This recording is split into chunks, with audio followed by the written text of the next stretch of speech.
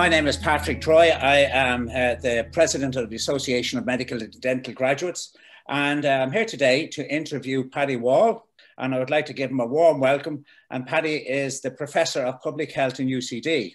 Now, Paddy and I were actually classmates in the class of 1986. Both of us, I was an engineer and Paddy was a vet, and so we were all classified as mature graduates. And Paddy, now, first of all, I have read your interview with the RCSI Alumni magazine, 2021, and your professional pathway is very impressive. I had a quick look at your professional qualifications, and I see you have so many qualifications that I reckon, Paddy, you'd probably need 2 tombstones to accommodate all the letters you have after your name. But anyway, first of all, Paddy, I'd like to just sort of go back to the beginning, and I'm going to ask you like a little bit about your family. Where did you grow up? How many were in your family? And why did you ever pick up veterinary? I mean, did you come from an agricultural background?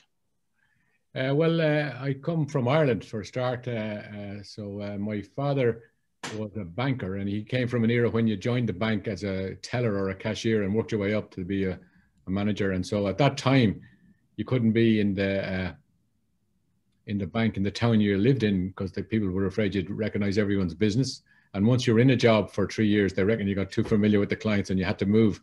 So we were nomadic, and there was 7 of us in the family. We started off, I was born in Dublin, but then we moved all over Ireland and into Northern Ireland. There were 7 of us in the family, and everyone left home in a different town. We all have different accents. So I went to 4 different schools. And so did I have an agricultural background? No, I didn't actually, although my father comes from rural Ireland, but his brother was a vet. And whenever I was young, I was actually, every summer I spent from I was about 7 years of age with the uncle that was the vet, you know. So I actually was very interested in that I was fascinated with veterinary. And when other kids wanted to be cowboys or firemen, I was going to be a vet. So that's how I ended up as a vet. So you qualified from UCD as a vet, and then you worked in the UK, and you also worked in Ireland. And I hear that you were considered quite well in England as a vet. Yeah, I worked as a vet for a while, and I specialised in horses eventually, and I enjoyed it. But like I was a kind of a very gormless young lad. I wasn't on a plane until I was 19, and so our classmates in surgeons would think I came down out of the trees because it was a kind of a very sheltered kind of a life that I led. So anyway, the first time I was out of Ireland I was working in England as a vet, and I was a racehorse vet. I came back to Ireland, and I was kind of like an opportunistic pathogen. The Arabs bought stud farms near us, and we became the vets of the Arabs, not because we were any special vets, but because we were just in the right place at the right time. So good opportunities there. And I was successful as a vet very quick. But I was only a young lad in my early 20s, and I hadn't done anything or gone anywhere, and it looked like I was going to do the same thing day in, day out. And so that's what started making me think about, maybe I should be doing something else. Okay, so you decided you're going to do something else. But medicine, why did you pick medicine and the College of Surgeons? To give you a flavour of how naive and stupid I was, I actually thought I'd work in a third world country for the adventure of it all, you know. So we had a voluntary services overseas agency in Ireland. I went in to see them one day and said, do you have any jobs overseas? I was going to take 6 months out of the veterinary and go. And they said, where would you like to go? And I said, I don't mind, South America, Africa, Asia, anywhere at all, just for the adventure of it all. They said, no, we wouldn't have anything for anyone like you. We don't need any vets. And if we did need a vet, the last one we'd need is a racehorse vet. But if you were a doctor now, we're desperate for doctors.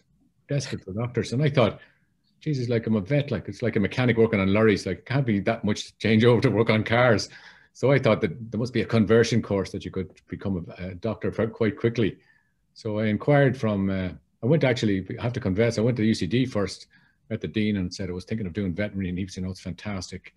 You know, that day actually, fantastic that you have a vocation. Like we got a lot of people straight from school and they don't even think about what they want to do. And you've got a great successful veterinary career and now you want to do, it's wonderful. When did you first decide you wanted to be a doctor? I said about 2 hours ago in the overseas office. He chased me. I wouldn't like to use the language he used. He ran me out of the place. Anyway, I went into surgeons anyway, and Professor McGowan met me, and I was a bit more cautious with him. I said, I thought about medicine a bit more. And he said, look, I'll do the very best for you. And he was so kind to me. And then about 4 weeks later, I got a phone call to say they discussed me. I was asking about what would they let me off for being a vet. So I got a phone call from surgeons to say that I into practice. I got a phone call from surgeons. I just had kind of forgotten who was ringing me from surgeons. I thought it was a racehorse owner. And they said, we're going to offer you a place. And then I couldn't say, just I had that notion 4 weeks ago and I'm okay again. So that's how I ended up in surgeons. And it was a fantastic chapter of my autobiography, I have to say. It wasn't difficult now being it was much more challenging for you because you were an engineer, but for me, being a vet, like I had done all the subjects before, and so therefore it was only a kind of a whole revision course really, and had the advantage that the patients could tell us what was wrong. I remember one time in Nosky with Paddy Bro, and there was a woman had a sprained wrist, and I was flexing the woman's wrist, you know, and with greyhounds you always flex their wrist, and you look at their face to see do they flinch, you know. So I was flexing the lady's wrist and watching her face to see what she flinched, was it in pain, and he tapped me on the shoulder and said, ask her, does it hurt her when you bend it? So anyway. Paddy, you started college there in about 1981, and I mean, I do know that you actually got the gold medal in anatomy in the very first year. You know, Professor Rooney had very high hopes for you, but like second year anatomy was a little bit different. You didn't do as well in that one. Well, you know, that's when we had the head, neck, and brain. Yeah, well, I mean, firstly, anatomy, I'd done the subject before in the animals, but we didn't do any head, neck, and brain stuff in the animals. So I'd done none of that before. So, but the key thing was that we jumped over the pre-med year, if you remember, Paddy, and I was placed with Bob Tomasini, who was a genius from McMaster. And Bob considered it negligent not to learn everything. He was a wonderful student, and he felt that it was medically negligent not to learn everything. But he lived in Leeson Street in an apartment, and he was studying. So I was working as a vet at the weekend. So every Saturday and Sunday, I used to collect Bob and bring him with me in the car just to have him out and about and meet people and see a bit of Ireland, you know. And he always had bones with him and things. And he was like my personal tutor. So like Bob actually taught me the anatomy going around on Saturdays and Sundays. And so I was far more cocky than Bob. He was more cautious. So that first place was really Bob's. And he got it the next year, I think, and he was second that year, but he should have been first because he was the one that knew everything. And he was just, so I had it on the tip of my tongue because I'm better if someone tells me something than if I read it, you know. And so I had Bob going around like an encyclopedia. So that was it. So that was a false result. Anyway, I also worked a bit harder in the first year because I thought like that when I came in from the boonies as a vet, these medical students, they're all elite high school graduates. I'll be a complete dunce in the class. I better work hard. And then when I got first place, that was my ruination because the next year I nearly went working full time as a vet, you know, because I thought this is much easier than I thought. Second year was a bit more tricky for me. I just actually scraped through. But anyway, would you say actually like that the brain of a bullock is slightly different to that of a human? Well, moderately. Apart from politicians, otherwise it would be true. Okay. Did you enjoy actually your hospital placements? Well, I think actually that was, I wasn't a great clinician as a student and as a graduate medical doctor, but I loved people. And even as a vet, like that was the people bit that I liked most, having the crack with people, enjoying people. And I like the caring element of medicine. I think I felt it kind of privileged that people would actually trust you. And it's a kind of a noble profession. And so many people saying thank you to you and you'd be doing nothing for them, you know. So I really enjoyed the clinic work. And I also enjoyed something that teaching that the junior doctors did for us and the consultants, and we had some wonderful tutors in surgeons, and I mean, really their enthusiasm, and that was one of the key things they did for us. They motivated us, and I actually probably because I was a bit older, I didn't have to have 50 things in with differential diagnosis. I had a little bit probably more experience of honing into the common things are common. Like I used to say, I remember one of our tutors telling us, when you hear the sound of hooves in Ireland, you think of horses and not zebras. So I did enjoy it. And I did feel like, and in fact, I was lucky enough in that I paid my way through college working as a vet. That was an advantage in one way, that I had a car and all that, which I didn't have when I was a vet student, and I had a few quid to spend, but it was a disadvantage in that I didn't spend as much time as I should have learning stuff. But I did it. You caused a little bit of a stir in that maternity hospital, though. Oh, yeah. No, I don't think obstetrics was really your thing, but however, you did cause a bit of a stir. What actually happened there now? No, if you remember, we had to do so many deliveries, you know, and there was a kind of a competition in the maternity hospital between ourselves and the midwifery students, because the midwives ran the gig, and they used to give the people that were about to deliver to the midwifery students, and I'd be sitting there for hours talking and trying to talk to poor ladies in labour, and then the contractions would go off them, you know. So one of the midwives suggested if I came in the nighttime, there wasn't as much midwife students there, or no medical students, and you'd have no problem getting your few deliveries. So that was grand. I said, that's great. So I went working full time as a vet for the Department of Agriculture in a meat factory doing meat inspection. And one night I was late running into the maternity hospital, and I ran and grabbed the white coat in the back of my car and just ran in and putting it on. I was running up the corridor. Geez, the midwives went ballistic. Written in big black print on the back of the coat was Anglo-Irish Meat Packers Ballymun. So I said, I'll get the ladies contracting all right. You know, Paddy, when I was actually doing maternity or doing obstetrics, I used to wear on my white coat, I used to have this badge on it, and it was from skiing. Not that I skied much, but it had no pain, no gain on it. And I'm not so sure the ladies ever really appreciated that either, you know. But anyway, one of the things about surgeons, which was so fantastic for me, was when I was an undergraduate doing veterinary, it was all Irish that were in the class, you know, and so it was like nearly an extension of a boys' boarding school. At that time, the emphasis was on large animals, and there was 50 in the class. Six were girls, so it was an extension of it was very different. So when I went to surgeons and met so many different students from so many different nationalities, so many different backgrounds, and the cross-fertilization that we had, and like I got very friendly with some of the Norwegians who used to come horse riding with me, and they, we met so many interesting people and friends that we still have, you know, lots of them too, Paddy. And that was the best thing about surgeons. And we had that collegial thing that was like, you nearly got a special handshake when you graduated from surgeons. And it's I look back at that time. Life's a journey, but that part of my journey was fantastic. I have no regrets. I often wonder why I ever did medicine sometimes, and people ask me that, but I have no regrets. From every day I was in surgeons, I enjoyed it, and socially and academically, everything was fantastic. You know, when you didn't actually go to a training hospital though after you qualified. You went to Drogheda. No, you see, I had that notion from the outset that the reason I was doing medicine was that I was going to travel, and so I wanted to do tropical medicine and special, and so I wanted to be a kind of a generalist. So there was one of the hospitals that we have, Drogheda, the Lourdes Hospital in Drogheda, which was run at that time by missionary nuns who had a whole series of hospitals across Africa.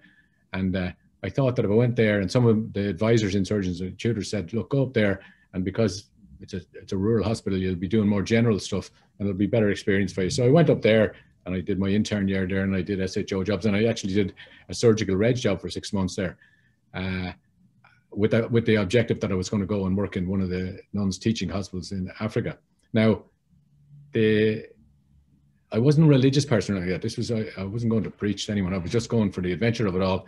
But the nuns said that, look, you haven't got enough experience we want people. They'd rather someone be a specialist registrar or a consultant that would go, that could really make a savage contribution. But I said, sure, Jesus, there must be some place that nobody wants to go to. Wouldn't it be better than nobody?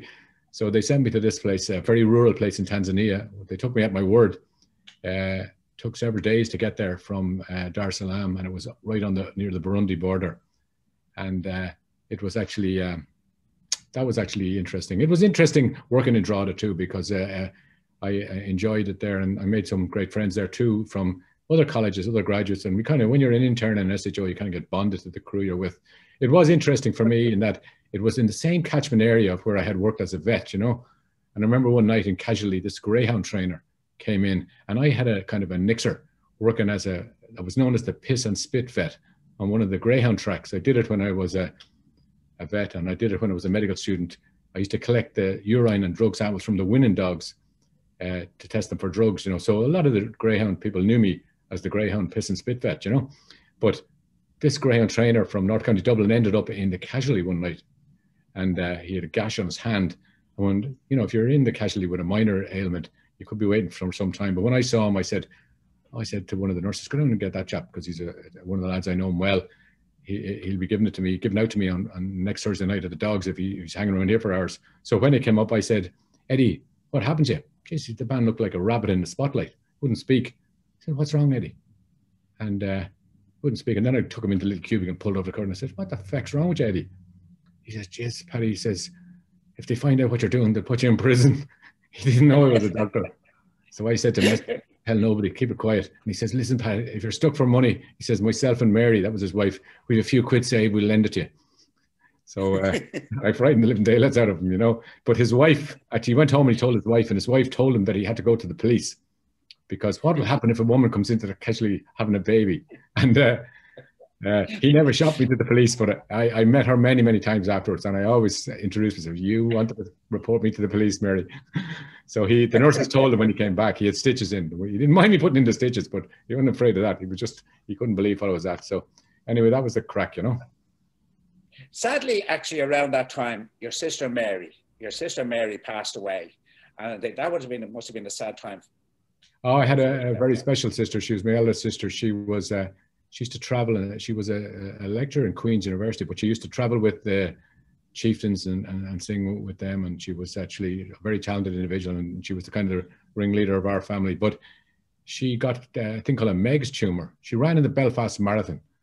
And now I could hardly at the time walk 5 miles, but I'm still here. But she ran the Belfast Marathon, was fourth in the ladies section, and she got some medical checkup, and they thought she had an ovarian twist or something, and they went and said she was going to go and work abroad for a few months, and they said maybe you better deal with that. When they opened her up, she was riddled with cancer, and they only gave her 6 months to live. So she actually came to live with me, and I wasn't really into palliative care at the time, but I actually have to thank my colleagues in Drogheda and my colleagues in the Richmond, because they used to give me, like, she was on a blood transfusion at home, and she was cared for in my house, and she was able to stay at home up until she died, you know. And she was on that MST for the pain, but I had made up my own concoction of amphetamines and MST, so the MST handled the pain, and the amphetamines kept her awake, because she didn't like the morphine because it was making her too groggy.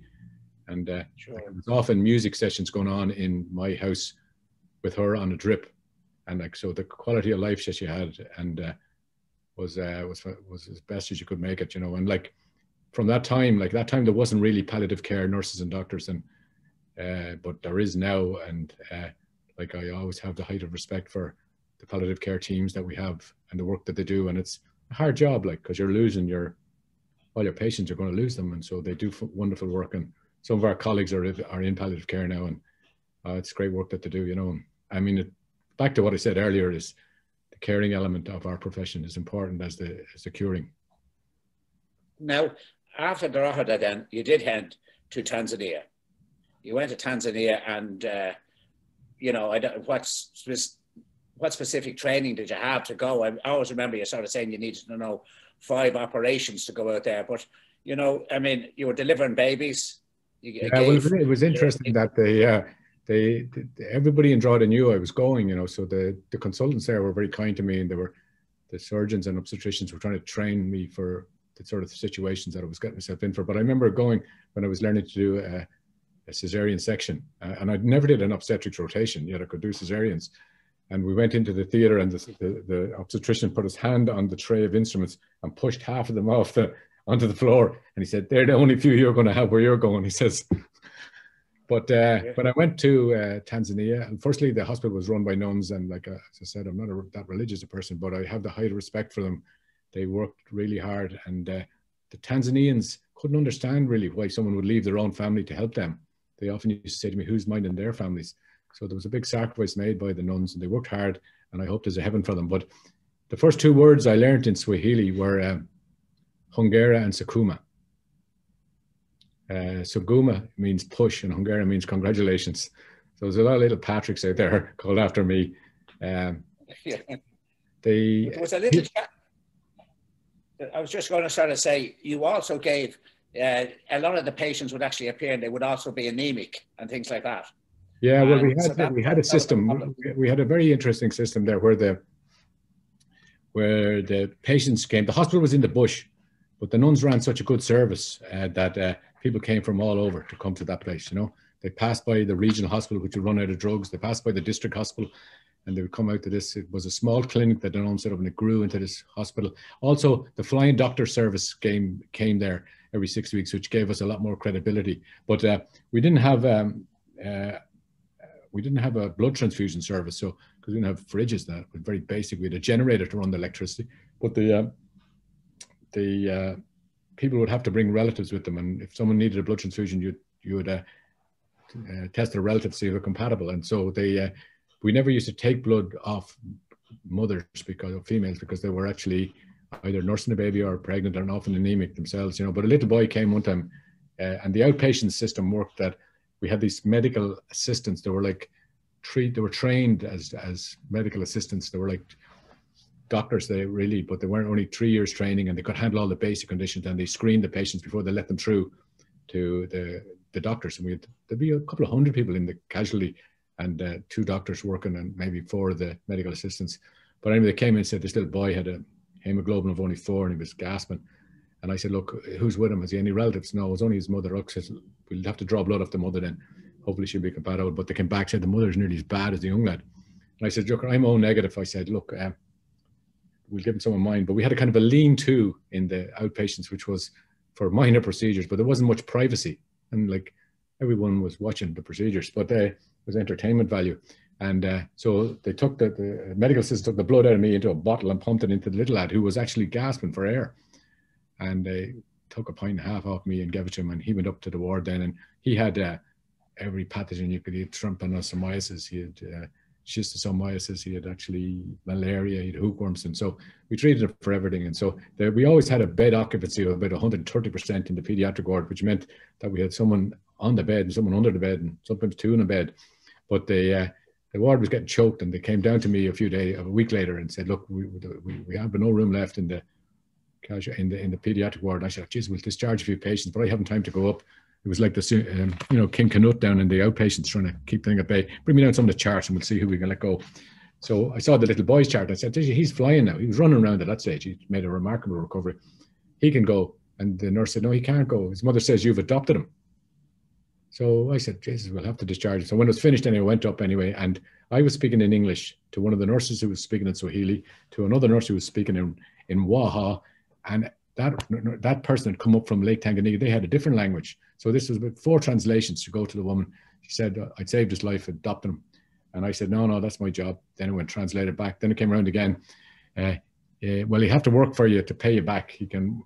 And I said, he's too small to work. And she came back. Could he not work as a houseboy? I said, no, there's no need. And this went on and on. And finally, the last comment from the old lady or the mother was, when did he start speaking English? She thought he would start speaking English because he had the doctor's blood. But there was an interesting thing about the nuns prided themselves that nobody was turned away, and nobody was turned away. And in some of the government hospitals, there was occasionally bribery and corruption, and people paid and all that, because drugs were scarce and all that. But anyway, a few Arab businessmen and Indian businessmen were, disproportionate number of them were getting referred through to the doctors, and the nuns got a whiff that there was some of the medical assistants were taking bribes, you see, to let people through. Now, because they had a job, they had to support a whole extended family. So I was never too worried that as long as the people that should come through came through, it was great. It wasn't that they deprived anyone of the chance of seeing a doctor, just that they let a few of the business people through for a bribe. But anyway, they said, look, they wouldn't listen to females down there. There's a very male culture. Said, you're going to have to go down and tell them this has to stop. So anyway, I got all the medical assistants together and I said, look, the nuns aren't very happy with you. They say you're taking bribes and it has to stop. That's it. Can't go on. And they say it's a sin what you're doing. And one of them stood up, Phil Vester, and he said, Dr. Wall, when God gives you the chance to get rich, it's a sin if you don't take it. So there's a different definition of sin. But anyway, we sorted that out because we got, at the time there was a HIV epidemic going on, and this was before antiretroviral drugs. So a German charity actually funded us to do an educational program in the villages about HIV, and they gave us a fee for each team that went. They did role plays and all that sort of thing. And so I got everyone involved in this. And so it was a way of the medical assistants and the nurses supplementing their income doing this. And their pay was very, very low, but the Germans didn't realize how low it was, so they gave us quite a kind of a decent grant, so everyone got a few quid, and that stopped all that. So that was a solution to that problem. But the HIV epidemic was at the time, we had no antiretroviral drugs, and like it, you know, once you got clinical symptoms, that was an inevitable death sentence, and that was very tough, you know. I always remember you said one time that, what do you call it, that if a little boy got to the age of 12 years of age out in Africa, nothing would kill him. Yeah, they were tough. That much. Yeah. The people were tough, and the people actually were very appreciative of the doctors, you know.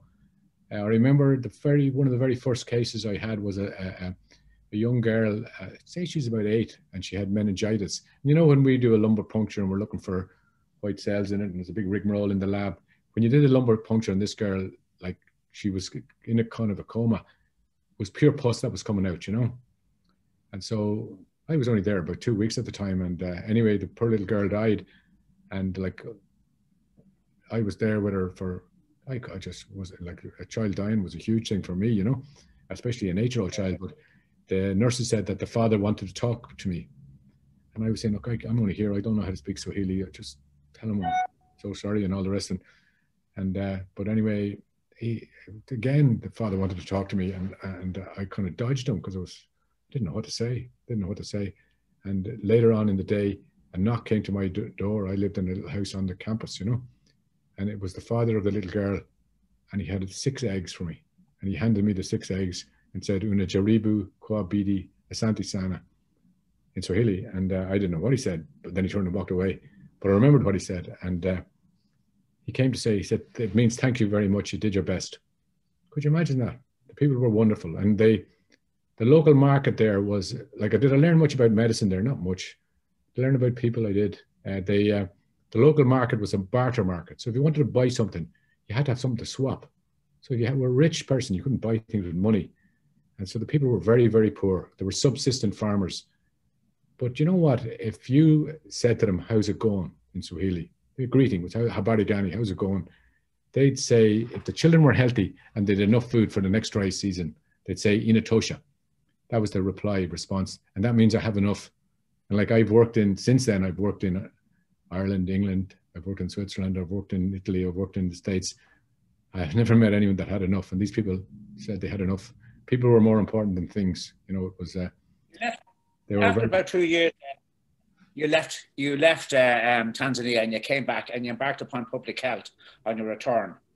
I think at the time you actually sort of said that you actually came back, despite all the experience that you actually had, that you were really at the bottom of the medical ladder, down at SHO level again, despite everything you did. So then you had no memberships or fellowships in Tanzania. So what made you then move towards the public health field?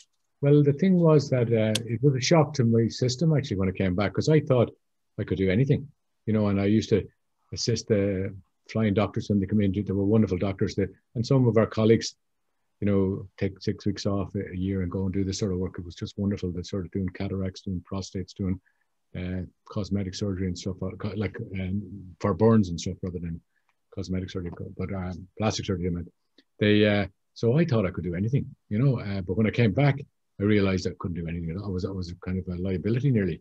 And the first job I had was in an SHO in a hospital in Kent, where they didn't have interns. And my job, after doing everything I thought I was the main man in Tanzania, was I wasn't even allowed to go on the ward rounds. I used to have to go around the ward rounds, making sure all the lab results were in the charts. I had a tongue on me like a giraffe from licking in lab results. And so very basic jobs. And I went for a job as a registrar in infectious diseases. I thought I knew something about infectious disease in Jimmy's in Leeds. Very nice consultant up there. A professor interviewed me. And before the interview started, he said, "Look, you're not qualified for this job," he says, "but I was interested in your CV, and you know, you have a very interesting CV, and I did some work in Africa, and you'll find you're a complete misfit. Like, people would be afraid to give you a job because you'd probably try and take out someone's appendix and trolley out in the car park. It'd be dangerous to have because you wouldn't know when to stop." So he says, "I think you should consider infectious disease epidemiology or something like that, and use your veterinary degree to get you on the ladder and get on a resident rather than going from job to job." Now, I did a few SHO jobs in England and locum jobs and stuff, just because that one thing, I was a volunteer in Tanzania when I came back, I hadn't any money. I'd used up any resources that I had in the time I was there, and I spent a few months touring around before I left it, you know. But anyway, that's how I ended up in public health. I applied for a job in the public health training scheme in the UK, which was great to get on a 4-year scheme. And in that scheme, we did the membership in the Faculty of Public Health Medicine. It was a modular course. And you had the choice of going for a master's degree. You could do a master's in public health or a master's in anything. But I decided to do a master's in infectious diseases. And so I was sent as a research register to the Hammersmith Hospital, and I did the master's in the University of London and did the molecular epidemiology of salmonella. So that was quite interesting. And from there, I was just lucky, like, you know. I then said there wasn't much point going back into a general public health job. So I went to work in the UK Centre for Disease Control, which was in Colindale in London. It was a part of the Public Health Laboratory Service, and I got a job in there as a registrar. And that was a fantastic time. And believe it or not, Mike Ryan, who was who's the head of the global response in WHO now, and is very much driving the response to the pandemic. Mike Ryan was there with me at the time, you know, and so there was Mike and myself. And the boss man was a man called Chris Bartlett, a wonderful man. And he came in one day to our field investigation division where the two of us were. And he says, look, he says, I can't have Paddy and Mick working for me. From now on, you're to call yourself Michael, he says to Ryan, and you just call yourself Patrick, you see. And Michael Ryan was the same then as he is now. He was a can-do man. He never, ever wore a tie. And he hasn't worn one in all his time in WHO either. But anyway, later in the day, I picked up the phone and I said, Patrick here, and wasn't it one of my old buddies from Ireland? And he says, oh, you're calling yourself Patrick now. You won't talk to your friends anymore. So that was a good time in the CDC. And I was very lucky there, and we investigated a lot of different outbreaks. And as part of the training program, I spent time in the CDC in Atlanta, which was great, you know. And the boss man there of our gastrointestinal division, diseases division, a fellow called John Cowden, he was younger than I was.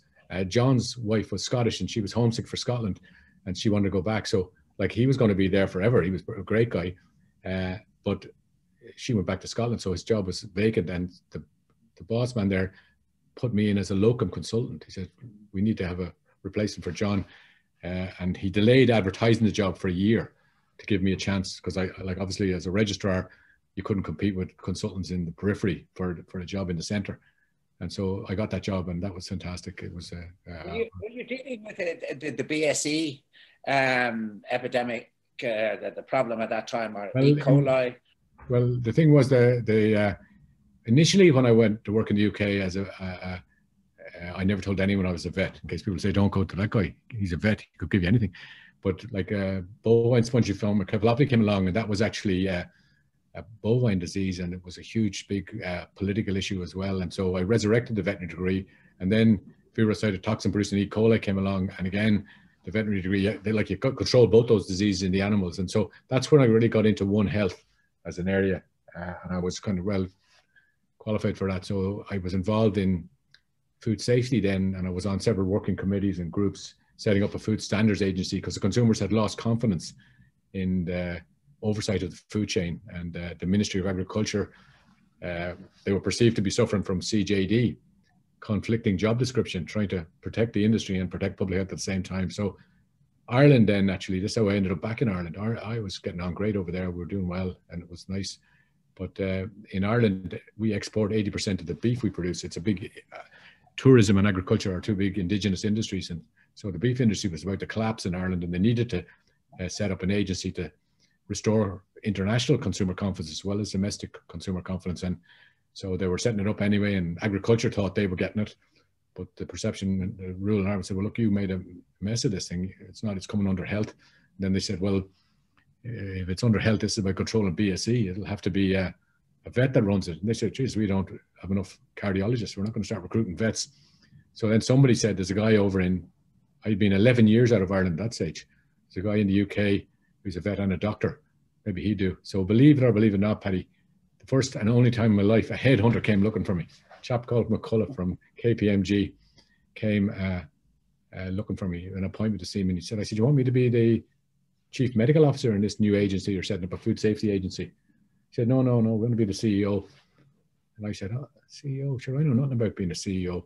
And they said, we'll hire a business consultant to be by your side. So anyway, I took the job, got back. Like every other job, I had my cap out begging for it, you know. They say, you have to make the tea for the first 6 months. I say, yeah, you might have to clean the bogs for the first 2 months. Yeah.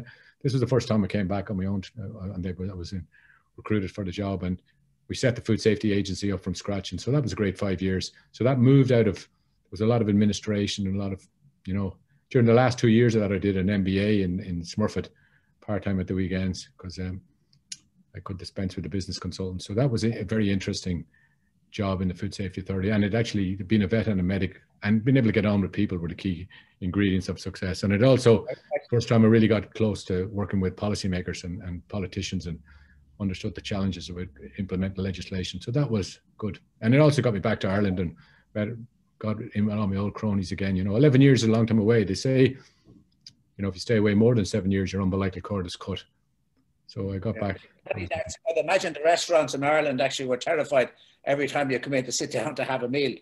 Yeah, I remember when in the beginning, we ended up with about 200 staff in the centre and about 2,500 under contract to us. But in the beginning, when we were setting up, I remember when we had only 18, they rang up to book a restaurant because I said, we'll go out team building, we'll go out for a meal, Christmas time or something. And they said, who's the booking under? Food Safety Authority. And the reply from the restaurant was, Jesus, you're fucking joking. But anyway, probably irradiated the food before we went in. Listen, I'm going to move on here now, because now you became chairman of the European Food Health and Safety. Is that correct? Yeah, that was my next job. We had a commissioner, David Byrne, who was the commissioner for DG Sanko, DG Health in the EU. And so I did a bit of work with him. But anyway, Ireland was the first food safety agency independent of agriculture. Like it was a consumer protection agency. UK came in then, and every member state had one. But they set up a pan-European agency to do risk assessments, and they initially had an interim position in Brussels, and I was on the board of that. And then we had to transfer the whole gig down to Parma, and they made me the chairman. Was it because it was anything special? I think it was like Ireland we never colonized anyone, and we got on with it. So it wasn't nothing to do with the knowledge I had. It was just the fact that they could get on with people. And so I was the chairman down there in Parma. So that was fantastic. Parma, Berlusconi swung it to get it to Parma. Parma hadn't even got an international airport. Shouldn't have really been there. But as a city, it's a small city, Parma, beautiful city, great food. The opera starts in Parma. And so I had enough Parma ham. I should grunt like a pig now. But it was a wonderful place to be based. And because of openness and transparency, that was the philosophy, because it was cover-ups over BSE. Our board meetings used to be put on live on the internet, which is very challenging. And so our colleagues and our classmates will know this, that the best person speaking English is a person who's speaking English as their second language, because they don't have idioms and they don't have sayings. And when we get this sorted, we'll be on the pig's back. For the interpreters, like on the back of the pig, it was impossible to. But anyway, I went to Hungary to a WHO food safety conference, and as chairman of EFSA, I was given the keynote address. There was 10 booths down the back of the hall translating, interpreters, and Diane Bonetti was the name of the chairperson of the conference, and she spoke about 5 languages, and she got up and introduced everyone and all the rest, and then she introduced me, and then I got up and I was just starting off to give it the welly, and this man ran up the middle of the aisle and said, Dr. Wall, stop, stop, stop. Everybody looked around. There was about 700 or 800 in the audience. I thought the building had gone on fire or something. And then he says, what language are you speaking and who should be translating? I thought I was doing my best to speak English. You never lost the Irish brogue, Paddy, and you're going to be commended for that. You joined you were on the International Scientific Advisory Committee for the Chinese National Center for Food Safety Authority and Risk Assessment. Well, what was the idea of that? Well, the thing was that started before the Beijing Games. There have been so many food scares in China that the International Olympic Committee were very concerned about food safety for the Games. And they got the Chinese to set up a food safety committee to oversee food safety for the Beijing Games, And it was made up of 7 Chinese and 7 non-Chinese. But the Chinese just picked people that had titles. Like, so because I was the chairperson of EFSA, that sounded good. There was an element of choreography in the membership. The head of food bioterrorism in the US, the head of food safety in the World Health Organization. They were all, everyone was a titled position. And so we weren't in charge of food safety in China. It was just at the time of the melamine crisis. We were actually just looking after the Olympic Village and the 32 venues, you know. So that was very interesting. Involved a lot of trips to China, and I got on well with the Chinese. And there's so after that, I stayed on their. They co-opted me onto their international committee for their national agency, and I'm still on it. And it was very interesting, you know. Were you at the Beijing Olympics? Yeah, the Beijing Games was fantastic. I was at it, and there wasn't any food safety scares, and like it was quite interesting. They had no money was spared. Like we had a kind of smart labels which had GIS systems and thermograph readers in them, and like if a box of bacon was outside of the fridge in the swimming venue, it would have set an alarm off. You know, it was amazing. They had 24-hour audits in the factories. You had to, the factories that were going to supply, the processors that were going to supply the food for the games, they had to be on a list for 18 months without any major non-compliance, but they had 24-hour audits. So there was cameras all through it, 400 or 500 cameras. The headquarters was like a sports bar. There was screens all over the place, and you could, if they said to me one day, do you want to visit any of the processors? And I said, I'd like to see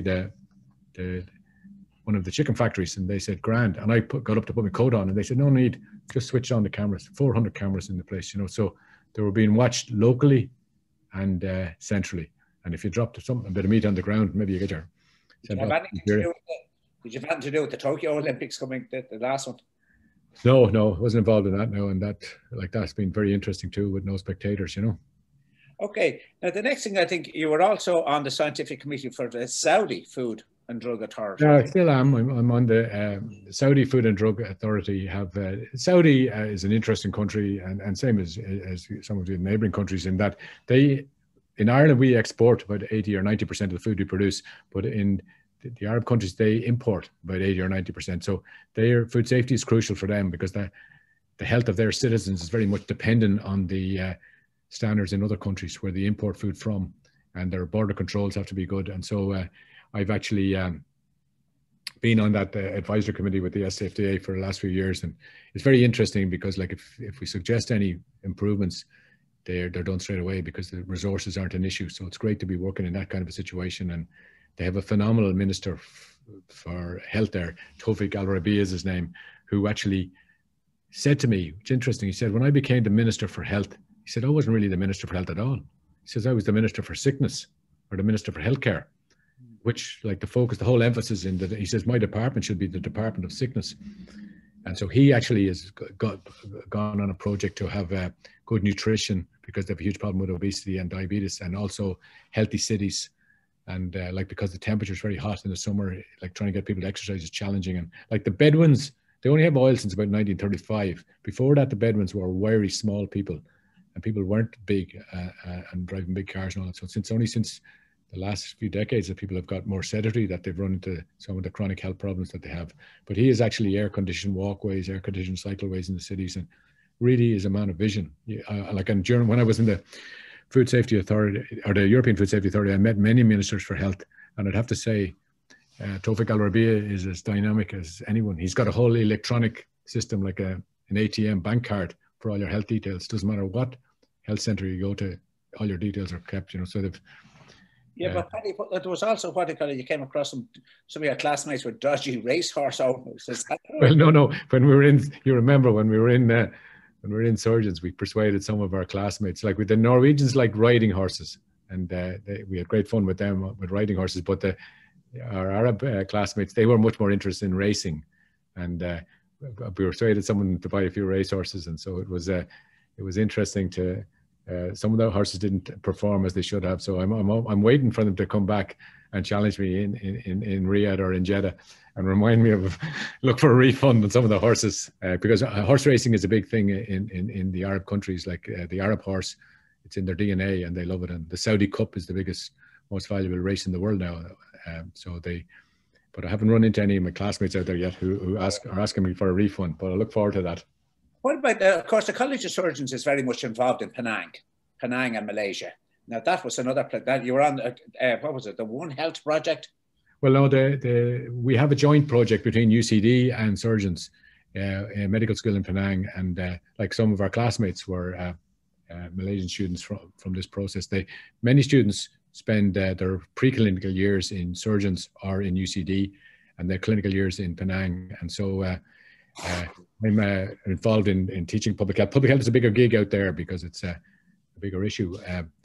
And so I'm involved in teaching and an external examiner out there. Plus, there's a lot of One Health projects. These are actually controlling the interface between the environment, between animals and humans. And there's a lot of issues with, you know, if you won't have safe food, if you don't have a healthy environment, and there's a lot of zoonotic agents that are emerging. Like, I mean, COVID is one, if it came from the bats, you know. But there's a lot of emerging infectious diseases come from the animals. And One Health's a big thing in Penang and in Malaysia. And Professor Rashid, the public health there, is involved in a few projects. And so we have there's an indigenous people, they call them the Aborigines. I always thought Aborigines were Australia, but Aborigine means original people. But in Malaysia, they have the Orang Asli. There are nomadic people in the forest. And so they have a lot of problems. And we have a few One Health projects with them. One recent one was controlling rabies in dogs, or preventing rabies, because rabies is in Thailand and the worries that it come over the border. So to be holed up in the rainforest there, doing those projects, just been fantastic. And we work with it. All the students are volunteers with us. And so we've had some great projects there. So that's fantastic. And like when people say someone has to go to Penang for 6 weeks, a lot of people who have families in that in Ireland aren't able to go. But for me, it's a fantastic place to go. And it's just wonderful. And the people are wonderful. Great. We've had great fun there. And the students are wonderful. And like I teach in UCD, I'm lucky when I finished in Parma, I ended up teaching in UCD as a professor of public health, and I've been there now for 14 years. I just steal the energy off the young people, and I think I'm a young lad, you know. I feel privileged. And when I think of some of the other jobs I did, when I hear people in academia saying they're stressed, I just wonder what's stress. Anyway, I feel lucky. Since the onset of the pandemic, you know, you've been director of one of the national contact tracing, I think. Can you just sort of tell us just a little bit about what you're actually doing with the COVID now at the moment? Or well, when the pandemic started, like none of us knew what it was. You know, we thought a few weeks it would start it, but basically one of the fundamental pillars of communicable disease control is contact tracing to stop the interrupt webs of transmission. And so we volunteered in the UCD campus to set up a satellite unit to be a contact tracing unit. So very quickly in the epidemic, we set it up, and initially it was run by volunteers, both graduate students, undergraduate students and staff. But when the pandemic looked like it was going to stay with us for a bit longer and we were going to have serial waves of it, we put it on a firmer footing. We developed a lot of guidelines, and in the finish up, there was 11 satellite centres in Ireland, you know. It was a support function for the public health epidemiologists in the field, you know. And we had a lot of our graduates and masters in public health graduates, which were the core staff that we had, but we had other people as well.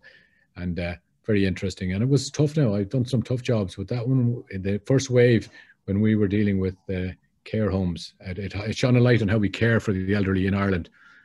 Same problem in some other jurisdictions where, you know, people looking after the elderly, they're actually often migrant workers in low-paid jobs, and some of them have to work in 2 or 3 different places. They live in overcrowded conditions where they can't self-isolate, you know, and care homes aren't geared up for looking after critically ill patients. So at that time, there was no relatives allowed to visit in the care homes, and many old people, you know, they died without their loved ones with them, and they died without palliative care or suction or oxygen, or, you know, the care homes are not hospitals. So now, after we didn't handle it too well in the beginning, but we got it together in the end, and the vaccine has been a kind of a major game changer for us, you know. And but it looks like we still have a journey to travel with this thing. It may, as you said yourself, it's ultimately we may have to actually continue to live with this. I'd say once we have the vulnerable in society protected, we may have to. The show has to go on, like, you know, and we will have to keep it going. But it has actually profiled public health, and it has profiled medics well, you know. And a few major global leaders have emerged, and nationally, in a lot of countries, people have put their shoulder to the wheel. And it has actually, you know, it's been good for medicine in the sense that the medics that stood up and were counted, and it also for those of our class and younger people who are interested in the whole area of epidemiology, the whole idea of like the thing was when I used to teach the students about PCR, sure, I thought I knew something, but now PCR is a household word. You know, people are talking about gene sequencing, and whole genome sequencing was something that I thought was special. Now, sure, the man in the street's talking about new variants and sequencing. In fact, I have a few dogs, and there's an old boy who's 80 who looks after them for me. And one day he announced to me, he left school when he was 14, he announced, "Good news today, Pat." I said, "What is it, Joe?" He says, "I hear the R number is less than 1. And I said, "What's the R number, Joe?" He says, "I don't know what it is, Paddy, but they tell me it's a good thing." They tell me it's a good thing. So it's amazing the whole vocabulary has come. And even like, I remember when I was in the European Food Safety Authority, GMOs, genetically engineered food, was a very polarizing issue. Many people didn't want GMOs, and there was environmental groups. They didn't want genetically engineered food, and it was a really caused us a lot of grief, you know. But now you have 85-year-old grannies asking for the GMO Pfizer vaccine, you know. Yeah. I'm going to have to, we have to sort of bring the interview now to a close. I would love to actually hear more and more of your stories and your antics, but I wasn't aware that you're writing an autobiography. No, I'm not. When it comes out, I'll certainly buy a copy. No, I think actually I've been just kind of lucky, and like people say, your career progressed the way it did, but I was just like an opportunistic pathogen, as I said, in the right place, the right time, got a bit of luck, and a lot of great people I met along the way, and hopefully there's a bit more mileage left in the clock, that I'm not on the downhill run. In fact, being in the college actually gives you a false impression that you're younger than you are. I only really dawned on me when I went for my vaccine with my age group, you know. And when I came out after getting the first vaccine, they said, "Did you have any side effects?" Jesus, I said, "I'm traumatized." And looked at all the old people around me and realized I was one of them. So I haven't recovered yet. Listen, Paddy, you have really enhanced, you know, the role of public health medicine in Ireland. And listen, thank you very, very much again for the talk. It was absolutely wonderful.